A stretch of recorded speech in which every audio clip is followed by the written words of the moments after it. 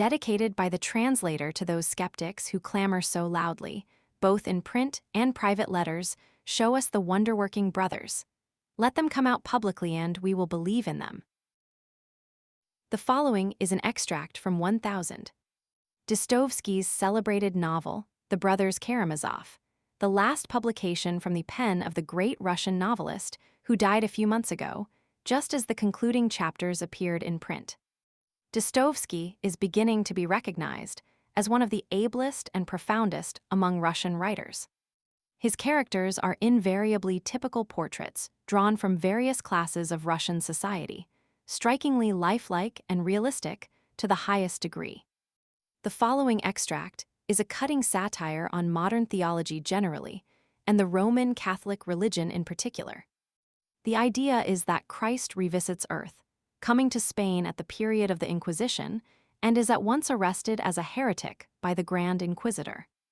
One of the three brothers of the story, Ivan, a rank materialist and an atheist of the new school, is supposed to throw this conception into the form of a poem, which he describes to Alyosha, the youngest of the brothers, a young Christian mystic brought up by a saint in a monastery, as follows. Ed. Theosophist Nov, 1881. Quite impossible, as you see, to start without an introduction, laughed Ivan. Well then, I mean to place the event described in the poem in the 16th century, an age as you must have been told at school when, it was the great fashion among poets to make the denizens and powers of higher worlds descend on earth and mix freely with mortals. In France, all the notaries' clerks, and the monks in the cloisters as well, used to give grand performances, dramatic plays in which long scenes were enacted by the Madonna, the angels, the saints, Christ, and even by God himself. In those days, everything was very artless and primitive. An instance of it may be found in Victor Hugo's drama, Notre Dame de Paris, where, at the Municipal Hall, a play called Le Bon Jugement de la Très Sainte et Gracieuse Vierge Marie is enacted in honor of Louis XI, in which the Virgin appears personally to pronounce her good judgment. In Moscow, during the Perpetrian period, performances of nearly the same character, chosen especially from the Old Testament, were also in great favor. Apart from such plays, the world was overflooded with mystical writings, verses the heroes of which were always selected from the ranks of angels, saints, and other heavenly citizens answering to the devotional purposes of the age. The recluses of our monasteries, like the Roman Catholic monks, passed their time in translating, copying, and even producing original compositions upon such subjects, and that, remember, during the Tartar period. In this connection, I am reminded of a poem compiled in a conventa translation from the Greek, of course called The Travels of the Mother of God Among the Damned, with fitting illustrations and a boldness of conception inferior nowise to that of Dante. The Mother of God visits hell, in company with the Archangel Michael as her cicerone to guide her through the legions of the damned. She sees them all and is witness to their multifarious tortures. Among the many other exceedingly remarkably varieties of torments, every category of sinners having its own there, is one especially worthy of notice, namely a class of the damned, sentenced to gradually sink in a burning lake of brimstone and fire. Those whose sins cause them to sink so low that they no longer can rise to the surface are forever forgotten by God, i.e., they fade out from the omniscient memory, says the poem in expression, by the way of an extraordinary profundity of thought, when closely analyzed. The Virgin is terribly shocked, and falling down upon her knees in tears before the throne of God, begs that all she has seen in hell, all without exception, should have their sentences remitted to them. Her dialogue with God is colossally interesting. She supplicates she will not leave him. And when God, pointing to the pierced hands and feet of her Son, cries, "How can I forgive his executioners?" She then commands that all the saints, martyrs, angels, and archangels should prostrate themselves with her before the immutable and changeless one and implore him to change his wrath into mercy and forgive them all. The poem closes upon her obtaining from God a compromise, a kind of yearly respite of tortures between Good Friday and Trinity, a chorus of the damned singing loud praises to God from their bottomless pit, thanking and telling him, "Thou art right, O Lord, very right, thou hast condemned us justly." My poem is of the same character. In it, it is Christ who appears on the scene. True, he says nothing, but only appears and passes out of sight. 15 centuries have elapsed since he left the world with the distinct promise to return with power and great glory. 15 long centuries since his prophet cried, "Prepare ye the way of the Lord." Since he himself had foretold, while yet on earth, "Of that day and hour knoweth no man, no, not the angels of heaven but my Father only." But Christendom expects him still. It waits for him with the same old faith and the same emotion. I, with a far greater faith, for 15 centuries have rolled away since the last sign from heaven was sent to man. And blind faith remained alone to lull the trusting heart, as heaven would send a sign no more. True, again, we have all heard of miracles being wrought ever since the age of miracles, passed away to return no more. We had, and still have, our saints credited with performing the most miraculous cures. And, if we can believe their biographers, there have been those among them who have been personally visited by the Queen of Heaven. But Satan sleepeth not, and the first germs of doubt, and ever-increasing unbelief in such wonders, already had begun to sprout in Christendom as early as the 16th century. It was just at that time that a new and terrible heresy first made its appearance in the north of Germany. Luther's Reform, a great star, shining as it were a lamp, fell upon the fountain's waters, and they were made bitter. This heresy blasphemously denied miracles, but those who had remained faithful believed all the more ardently. The tears of mankind ascended to him as heretofore, and the Christian world was expecting him as confidently as ever. They loved him and hoped in him, thirsted and hungered to suffer and die for him just as many of them had done before. So many centuries had weak, trusting humanity implored him, crying with ardent faith and fervor, "How long, O Lord, holy and true, dost thou not come?" So many long centuries hath it vainly appealed to him that at last, in his inexhaustible compassion, he consenteth to answer the prayer. He decideth that once more, if it were but for one short hour, the people his long-suffering, tortured, fatally sinful, his loving and childlike, trusting people shall behold him again. The scene of action is placed by me in Spain, at Seville, during that terrible period of the Inquisition, when, for the greater glory of God, stakes were flaming all over the country, burning wicked heretics in Grand Autodafes. This particular visit has, of course, nothing to do with the promised advent, when, according to the program, after the tribulation of those days, he will appear coming in the clouds of heaven.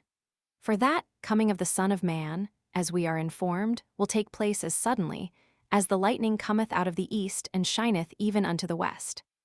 No, this once, he desired to come unknown and appear among his children, just when the bones of the heretics, sentenced to be burnt alive, had commenced crackling at the flaming stakes. Owing to his limitless mercy, he mixes once more with mortals, and in the same form in which he was wont to appear 15 centuries ago. He descends just at the very moment when before king, courtiers, knights cardinals, and the fairest dames of court, before the whole population of Seville, upwards of 100 wicked heretics are being roasted, in a magnificent auto da fe ad majorem Dei gloriam, by the order of the powerful Cardinal Grand Inquisitor. He comes silently and unannounced, yet all how strange ye, all recognize him at once. The population rushes towards him as if propelled by some irresistible force. It surrounds, throngs, and presses around, it follows him. Silently, and with a smile of boundless compassion upon his lips, he crosses the dense crowd and moves softly on. The sun of love burns in his heart, and warm rays of light, wisdom and power beam forth from his eyes and pour down their waves upon the swarming multitudes of the rabble assembled around, making their hearts vibrate with returning love. He extends his hands over their heads, blesses them, and from mere contact with him, even with his garments, a healing power goes forth. An old man, blind from his birth, cries, "Lord, heal me, that I may see thee." And the scales falling off the closed eyes, the blind man beholds him. The crowd weeps for joy and kisses the ground upon which he treads. Children strew flowers along his path and sing to him, "Hosanna." It is he, it is himself, they say to each other, it must be he, it can be none other but he. He pauses at the portal of the old cathedral, just as a wee white coffin is carried in, with tears and great lamentations. The lid is off, and in the coffin lies the body of a fair child, 7 years old, the only child of an eminent citizen of the city. The little corpse lies buried in flowers. "He will raise the child to life," confidently shouts the crowd to the weeping mother. The officiating priest who had come to meet the funeral procession looks perplexed and frowns. A loud cry is suddenly heard, and the bereaved mother prostrates herself at his feet. "If it be thou, then bring back my child to life," she cries beseechingly. The procession halts, and the little coffin is gently lowered at his feet.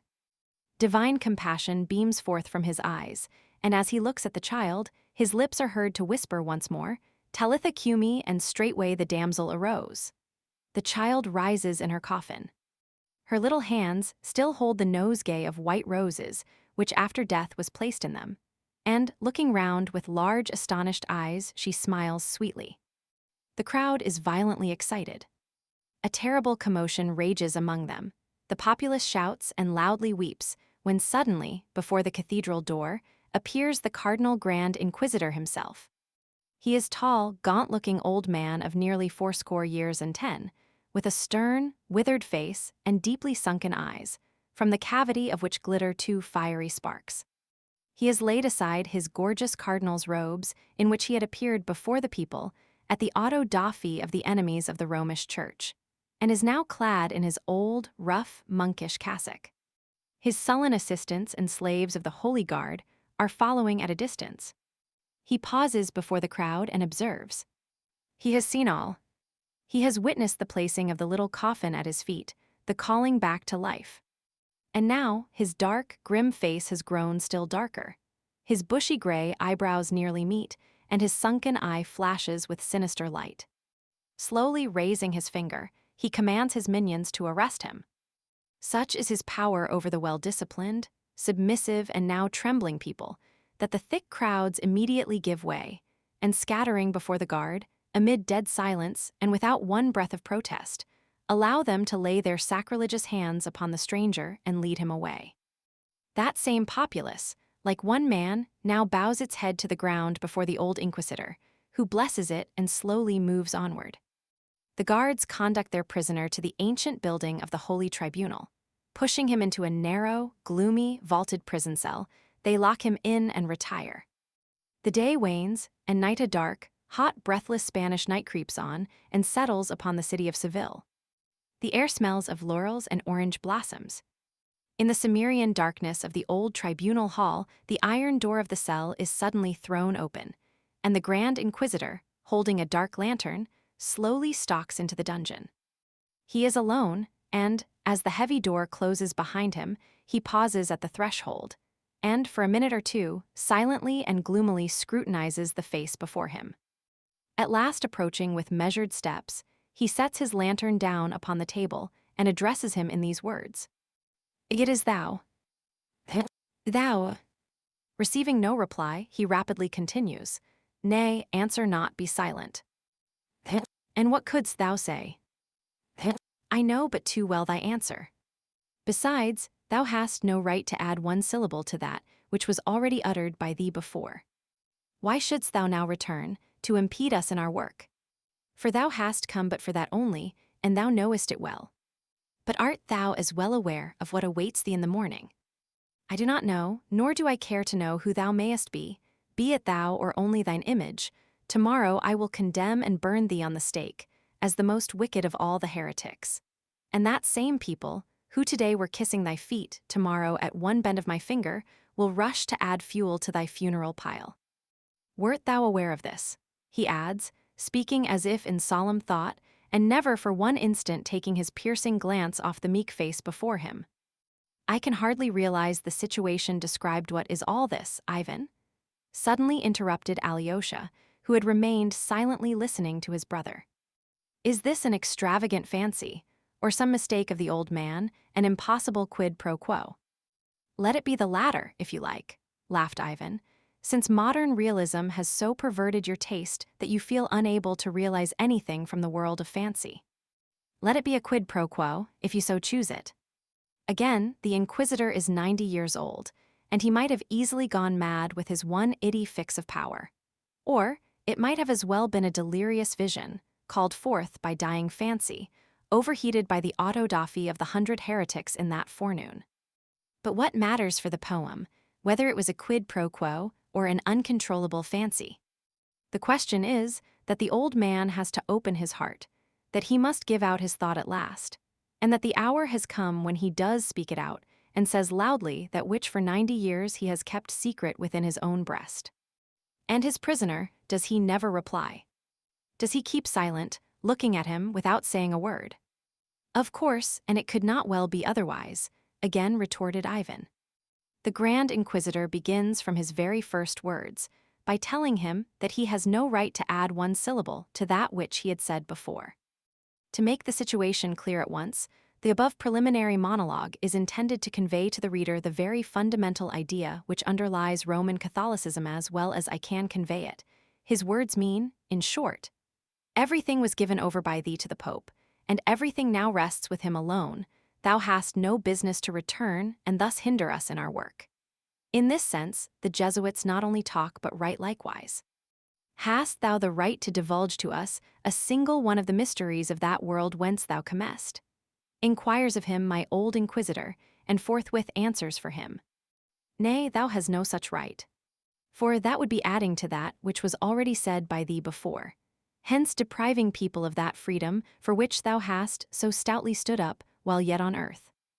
Anything new that thou would now proclaim would have to be regarded as an attempt to interfere with that freedom of choice, as it would come as a new and a miraculous revelation superseding the old revelation of 1500 years ago, when thou didst so repeatedly tell the people, the truth shall make you free. Behold then, thy free people now, adds the old man with somber irony. Yea, it has cost us dearly, he continues, sternly looking at his victim. But we have at last accomplished our task, and in thy name. For 15 long centuries, we had to toil and suffer owing to that freedom. But now we have prevailed and our work is done, and well and strongly it is done. Believest not thou it is so very strong?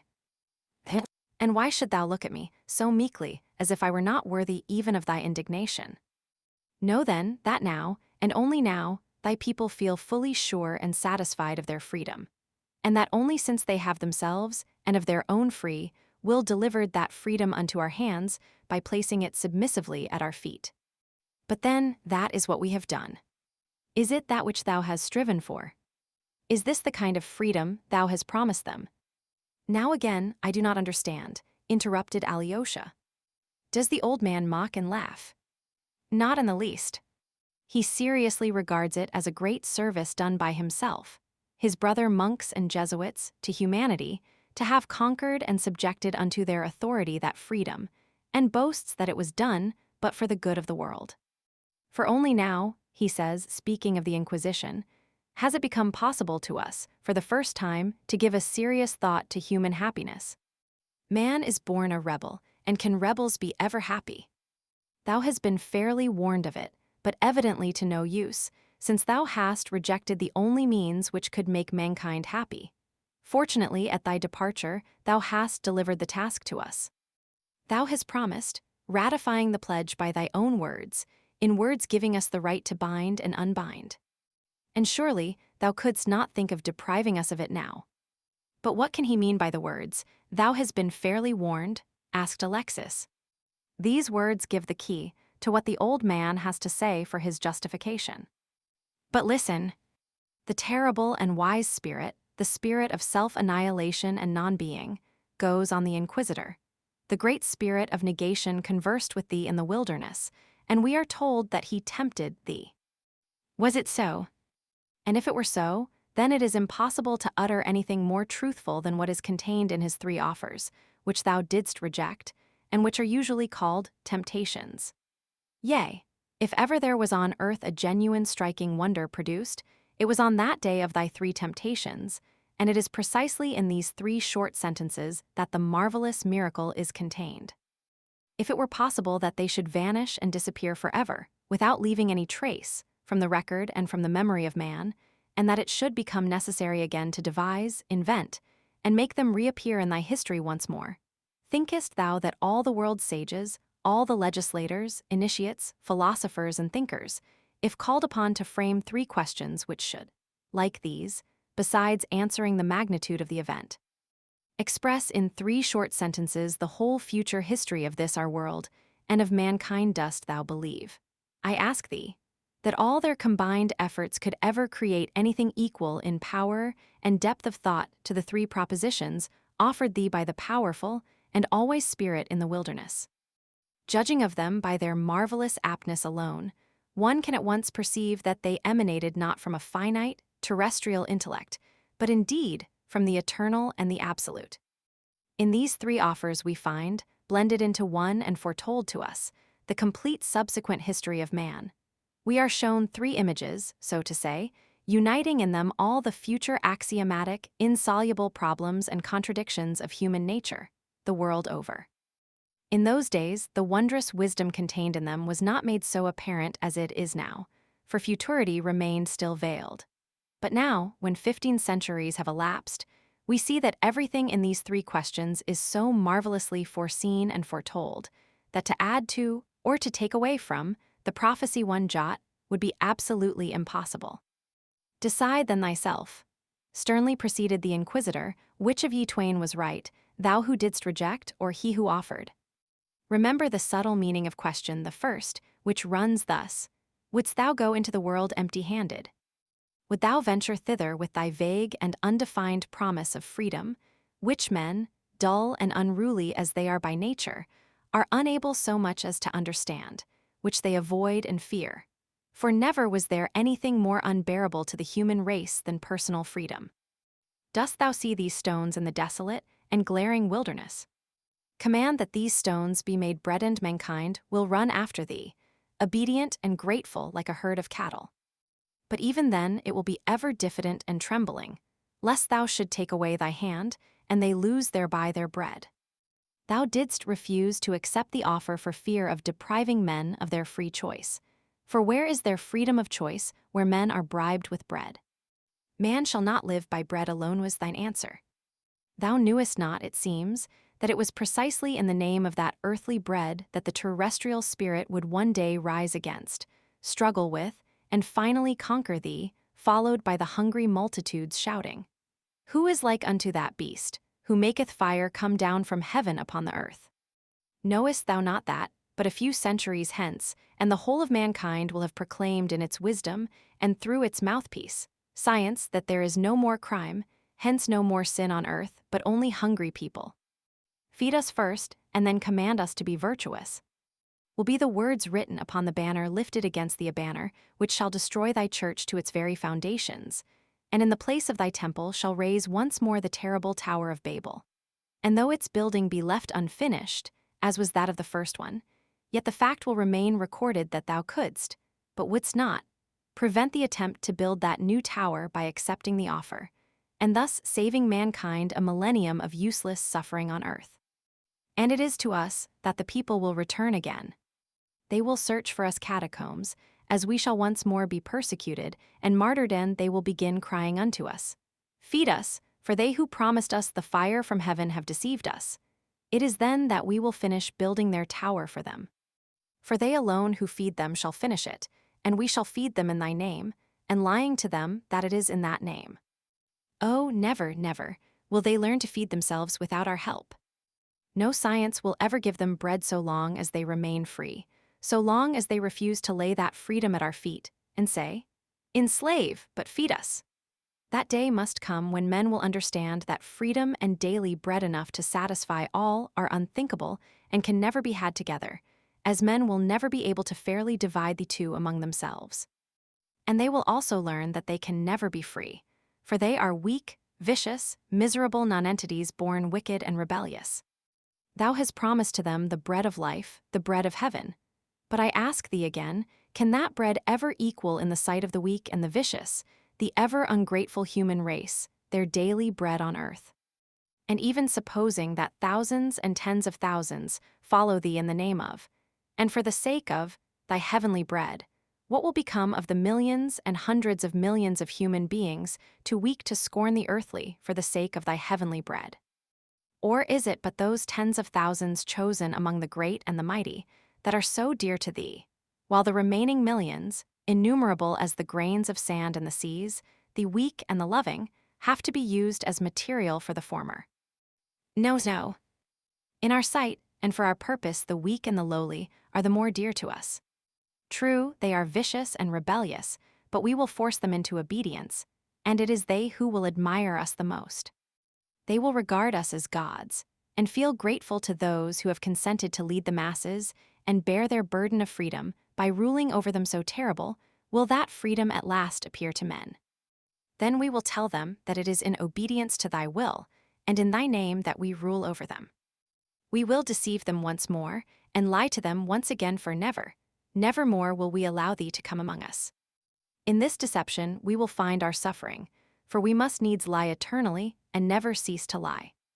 Such is the secret meaning of temptation, the first, and that is what thou didst reject in the wilderness for the sake of that freedom which thou didst prize above all. Meanwhile thy tempter's offer contained another great world mystery.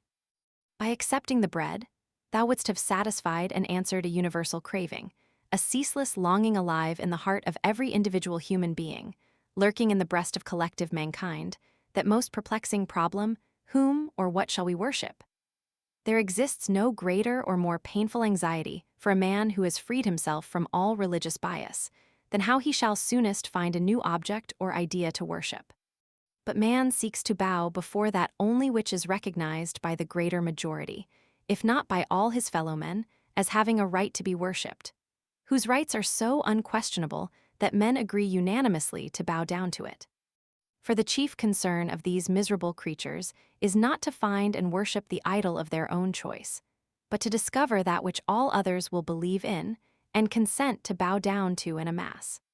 It is that instinctive need of having a worship in common that is the chief suffering of every man, the chief concern of mankind from the beginning of times. It is for that universality of religious worship that people destroyed each other by sword. Creating gods unto themselves, they forthwith began appealing to each other. Abandon your deities, come and bow down to ours, or death to ye and your idols. And so will they do till the end of this world. They will do so even then, when all the gods themselves have disappeared, for then men will prostrate themselves before and worship some idea. Thou didst know, thou couldst not be ignorant of, that mysterious fundamental principle in human nature, and still thou hast rejected the only absolute banner offered thee, to which all the nations would remain true, and before which all would have bowed the banner of earthly bread, rejected in the name of freedom and of bread in the kingdom of God. Behold, then, what thou hast done furthermore for that freedom's sake. I repeat to thee, man has no greater anxiety in life than to find someone to whom he can make over that gift of freedom with which the unfortunate creature is born. But he alone will prove capable of silencing and quieting their consciences, that shall succeed in possessing himself of the freedom of men. With daily bread, an irresistible power was offered thee. Show a man bread, and he will follow thee, for what can he resist less than the attraction of bread?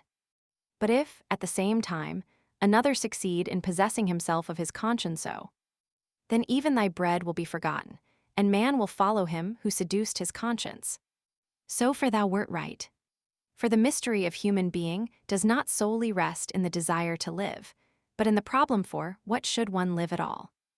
Without a clear perception of his reasons for living, man will never consent to live, and will rather destroy himself than tarry on earth, though he be surrounded with bread.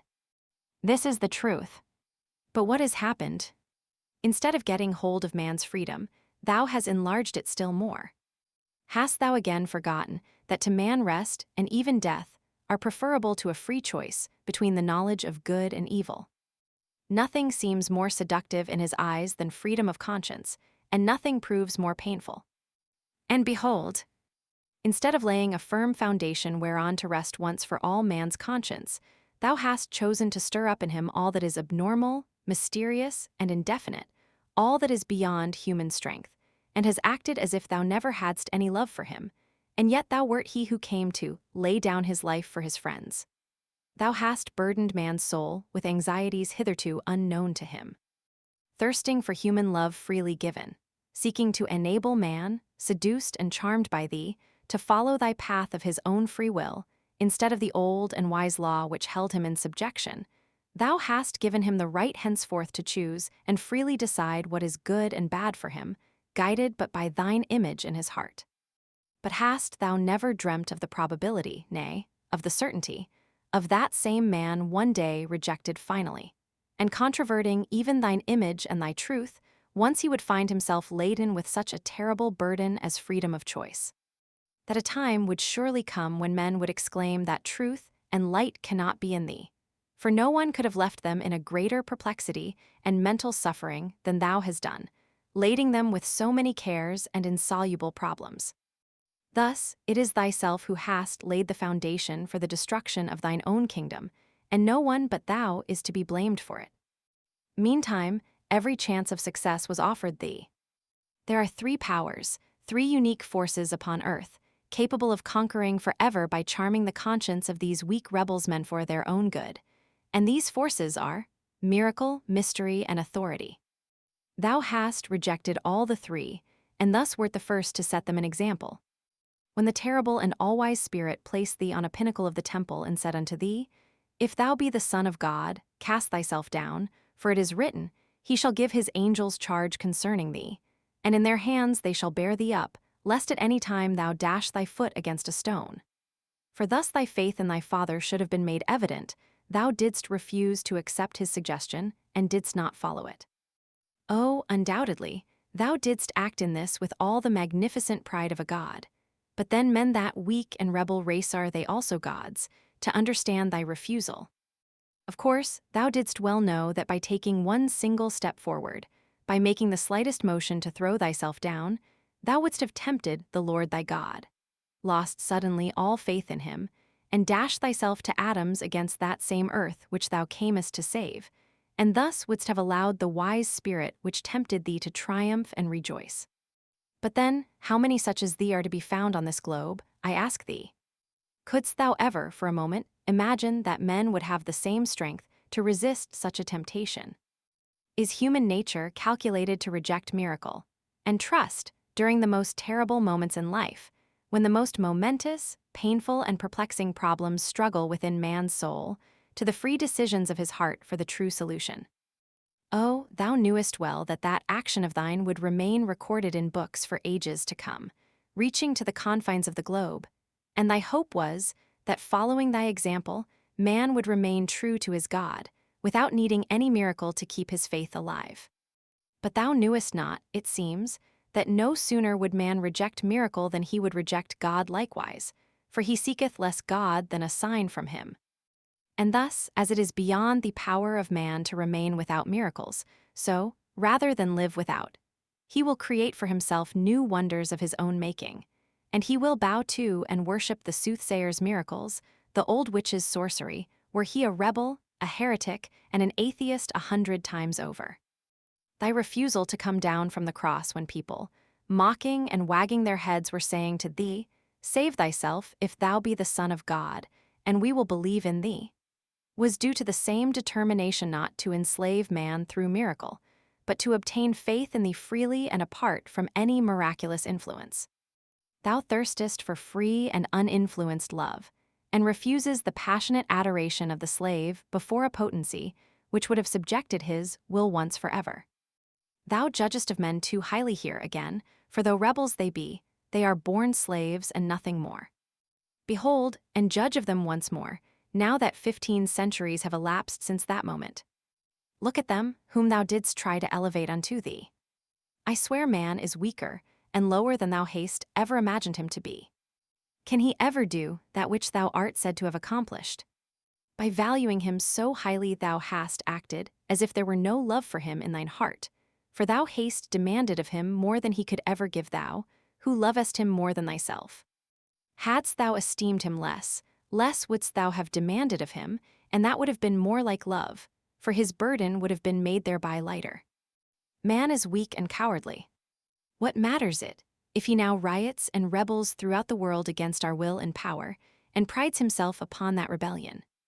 It is but the petty pride and vanity of a schoolboy. It is the rioting of little children, getting up a mutiny in the classroom and driving their schoolmaster out of it. But it will not last long, and when the day of their triumph is over, they will have to pay dearly for it. They will destroy the temples and raze them to the ground, flooding the earth with blood. But the foolish children will have to learn someday that, rebels though they be and riotous from nature, they are too weak to maintain the spirit of mutiny for any length of time. Suffused with idiotic tears, they will confess that he who created them rebellious undoubtedly did so, but to mock them. They will pronounce these words in despair, and such blasphemous utterances will but add to their misery, for human nature cannot endure blasphemy, and takes her own revenge in the end. And thus, after all thou hast suffered for mankind and its freedom, the present fate of men may be summed up in 3 words: unrest, confusion, misery. Thy great prophet John records in his vision that he saw, during the first resurrection of the chosen servants of God, the number of them which were sealed in their foreheads, 12,000 of every tribe. But were they indeed as many? Then they must have been gods, not men. They had shared thy cross for long years, suffered scores of years hunger and thirst in dreary wildernesses and deserts, feeding upon locusts and root sand of these children of free love for thee, and self-sacrifice in thy name, thou mayest well feel proud. But remember that these are but a few thousands of gods, not men, and how about all others? And why should the weakest be held guilty for not being able to endure what the strongest have endured? Why should a soul incapable of containing such terrible gifts be punished for its weakness? Didst thou really come to, and for the elect alone? If so, then the mystery will remain forever mysterious to our finite minds.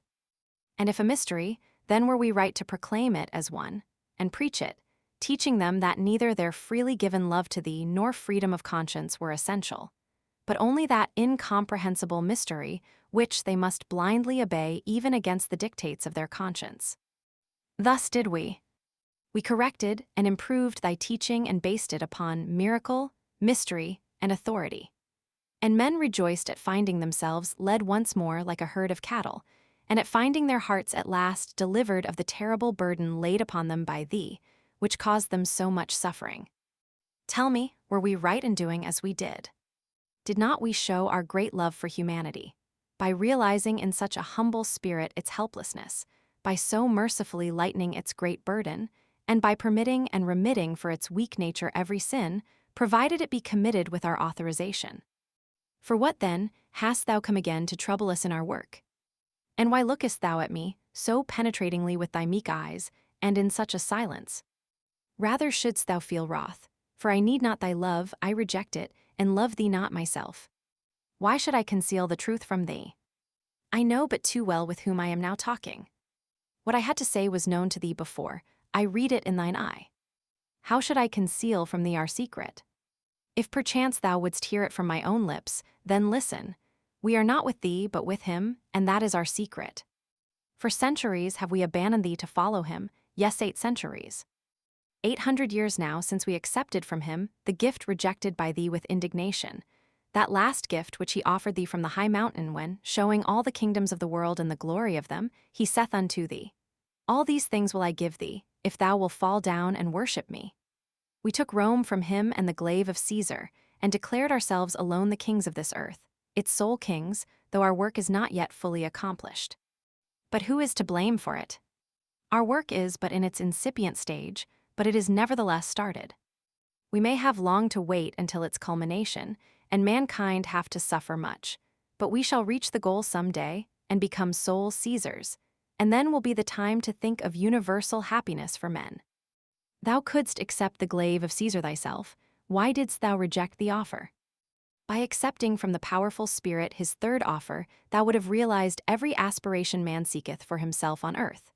Man would have found a constant object for worship, one to deliver his conscience up to, and one that should unite all together into one common and harmonious anthill. For an innate necessity for universal union constitutes the third and final affliction of mankind. Humanity, as a whole, has ever aspired to unite itself universally. Many were the great nations with great histories, but the greater they were, the more unhappy they felt, as they felt the stronger necessity of a universal union among men. Great conquerors, like Timur and Genghis Khan, passed like a cyclone upon the face of the earth in their efforts to conquer the universe. But even they, albeit unconsciously, expressed the same aspiration towards universal and common union. In accepting the kingdom of the world and Caesar's purple, one would found a universal kingdom and secure to mankind eternal peace. And who can rule mankind better than those who have possessed themselves of man's conscience and hold in their hand man's daily bread? Having accepted Caesar's glaive and purple, we had, of course, but to deny thee, to henceforth follow him alone. Oh, centuries of intellectual riot and rebellious free thought are yet before us, and their science will end by anthropophagy, for having begun to build their Babylonian tower without our help, they will have to end by anthropophagy. But it is precisely at that time that the beast will crawl up to us in full submission, and lick the soles of our feet, and sprinkle them with tears of blood, and we shall sit upon the scarlet-colored beast, and lifting up high the golden cup, full of abomination and filthiness, shall show written upon it the word mystery. But it is only then that men will see the beginning of a kingdom of peace and happiness. Thou art proud of thine own elect, but thou hast none other but these elect, and we will give rest to all. But that is not the end. Many are those among thine elect and the laborers of thy vineyard, who, tired of waiting for thy coming, already have carried and will yet carry the great fervor of their hearts and their spiritual strength into another field, and will end by lifting up against thee thine own banner of freedom.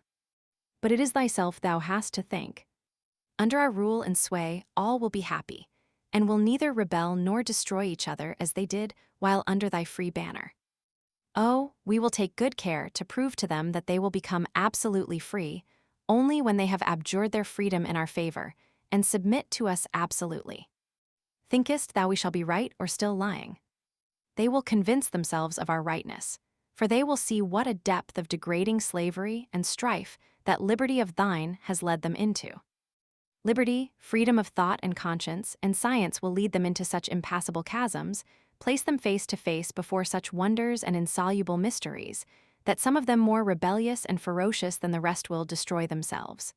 Others rebellious but weak will destroy each other, while the remainder, weak, helpless, and miserable, will crawl back to our feet and cry, Yes, right were ye, O fathers of Jesus. Ye alone are in possession of his mystery, and we return to you, praying that ye save us from ourselves. Receiving their bread from us, they will clearly see that we take the bread from them, the bread made by their own hands, but to give it back to them in equal shares, and that without any miracle. And having ascertained that, though we have not changed stones into bread, yet bread they have, while every other bread turned verily in their own hands into stones, they will be only too glad to have it so. Until that day, they will never be happy. And who is it that helped the most to blind them, tell me? Who separated the flock, and scattered it over ways unknown, if it be not thee? But we will gather the sheep once more, and subject them to our will forever. We will prove to them their own weakness, and make them humble again, whilst with thee they have learnt but pride, for thou hast made more of them than they ever were worth. We will give them that quiet, humble happiness, which alone benefits such weak, foolish creatures as they are, and having once had proved to them their weakness, they will become timid and obedient, and gather around us as chickens around their hen.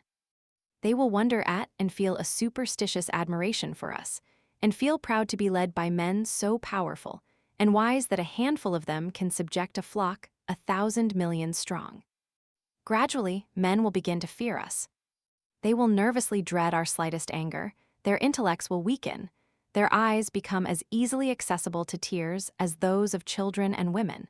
But we will teach them an easy transition from grief and tears to laughter, childish joy and mirthful song. Yes, we will make them work like slaves, but during their recreation hours they shall have an innocent childlike life, full of play and merry laughter. We will even permit them sin, for, weak and helpless, they will feel the more love for us for permitting them to indulge in it. We will tell them that every kind of sin will be remitted to them, so long as it is done with our permission, that we take all these sins upon ourselves, for we so love the world that we are even willing to sacrifice our souls for its satisfaction.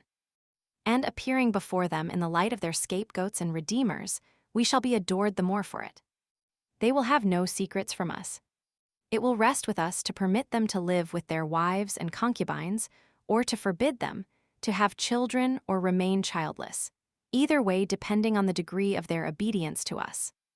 And they will submit most joyfully to us the most agonizing secrets of their souls all will they lay down at our feet, and we will authorize and remit them all in thy name. And they will believe us and accept our mediation with rapture, as it will deliver them from their greatest anxiety and torture, that of having to decide freely for themselves. And all will be happy, all except the 100,000 or 200,000 of their rulers. For it is but we the keepers of the great mystery, who will be miserable. There will be thousands of millions of happy infants, and 100,000 martyrs who have taken upon themselves the curse of knowledge of good and evil. Peaceable will be their end, and peacefully will they die, in thy name, to find behind the portals of the grave but death.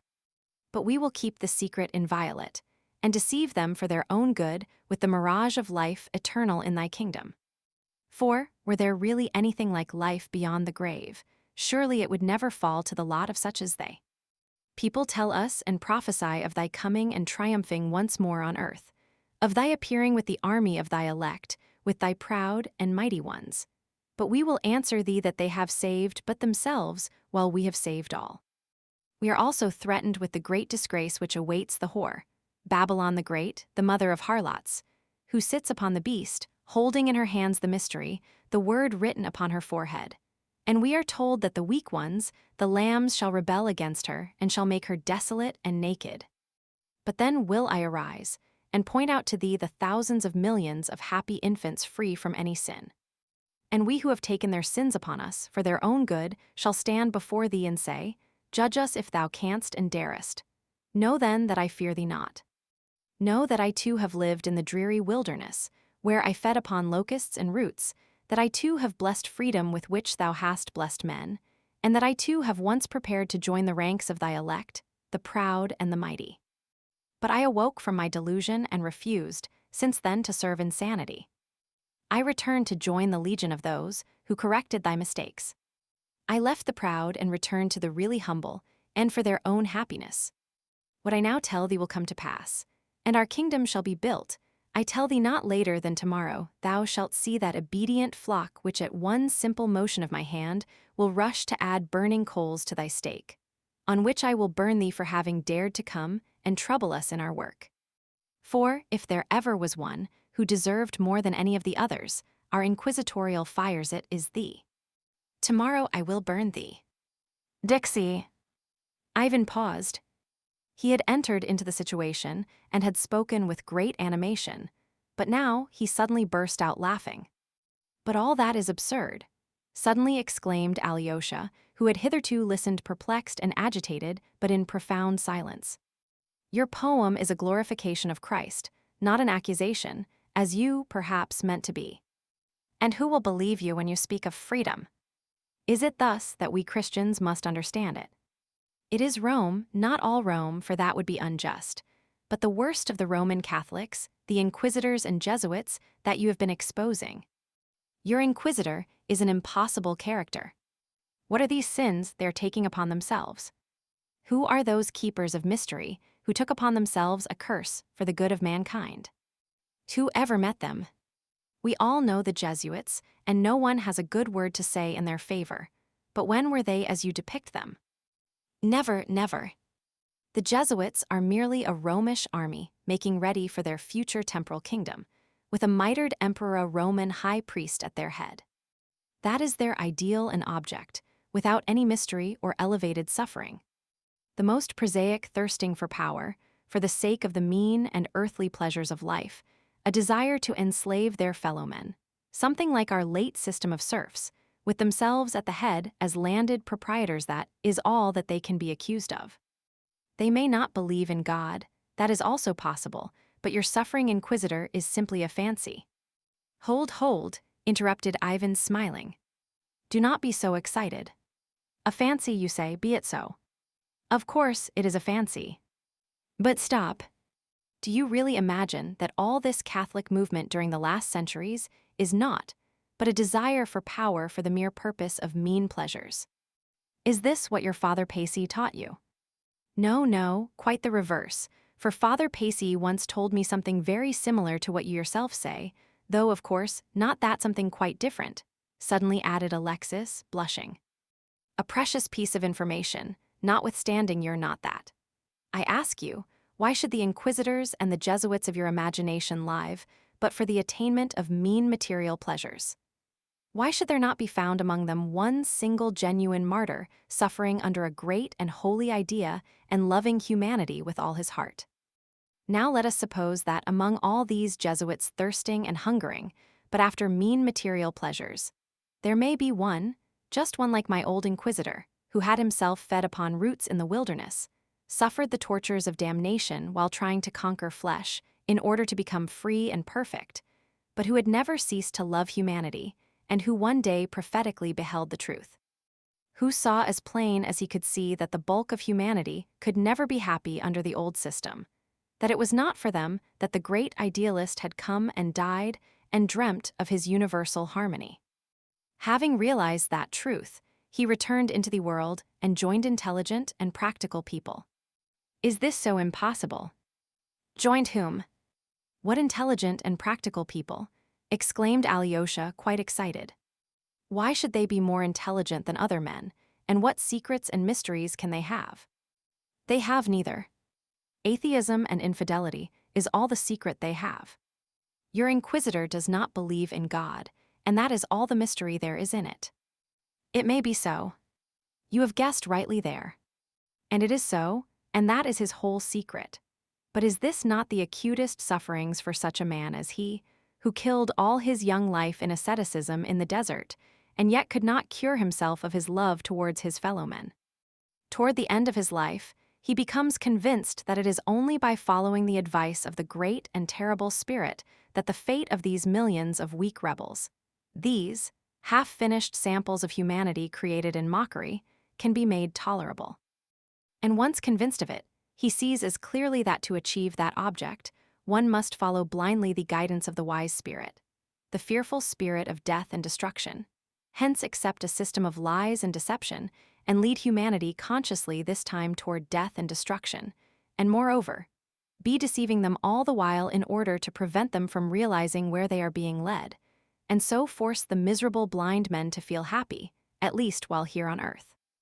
And note this, a wholesale deception in the name of him, in whose ideal the old man had so passionately, so fervently believed during nearly his whole life. Is this no suffering? And were such a solitary exception found amidst, and at the head of, that army, that thirsts for power but for the sake of the mean pleasures of life, think you one such man would not suffice to bring on a tragedy? Moreover, one single man like my inquisitor as a principal leader would prove sufficient to discover the real guiding idea of the Romish system with all its armies of Jesuits, the greatest and chiefest conviction that the solitary type described in my poem has at no time ever disappeared from among the chief leaders of that movement. Who knows but that terrible old man, loving humanity so stubbornly and in such an original way, exists even in our days in the shape of a whole host of such solitary exceptions, whose existence is not due to mere chance, but to a well-defined association born of mutual consent, to a secret league, organized several centuries back, in order to guard the mystery from the indiscreet eyes of the miserable and weak people, and only in view of their own happiness. And so it is, it cannot be otherwise. I suspect that even Masons have some such mystery underlying the basis of their organization, and that it is just the reason why the Roman Catholic clergy hate them so, dreading to find in them rivals, competition, the dismemberment of the unity of the idea, for the realization of which one flock and one shepherd are needed. However, in defending my idea, I look like an author whose production is unable to stand criticism. Enough of this. You are perhaps a Mason yourself, exclaimed Alyosha. You do not believe in God, he added, with a note of profound sadness in his voice. But suddenly remarking that his brother was looking at him with mockery, how do you mean then to bring your poem to a close? He unexpectedly inquired, casting his eyes downward, or does it break off here? My intention is to end it with the following scene. Having disburdened his heart, the inquisitor waits for some time to hear his prisoner speak in his turn. His silence weighs upon him. He has seen that his captive has been attentively listening to him all the time, with his eyes fixed penetratingly and softly on the face of his jailer, and evidently bent upon not replying to him. The old man longs to hear his voice, to hear him reply, better words of bitterness and scorn than his silence. Suddenly he rises. Slowly and silently approaching the Inquisitor, he bends towards him and softly kisses the bloodless, 80-and-10-year-old lips. That is all the answer. The Grand Inquisitor shudders. There is a convulsive twitch at the corner of his mouth. He goes to the door, opens it, and addressing him, "Go," he says, "go and return no more. Do not come again. Never, never," and lets him out into the dark night. The prisoner vanishes. And the old man. The kiss burns his heart, but the old man remains firm in his own ideas and unbelief. "And you, together with him." "You too," despairingly exclaimed Alyosha, while Ivan burst into a still louder fit of laughter.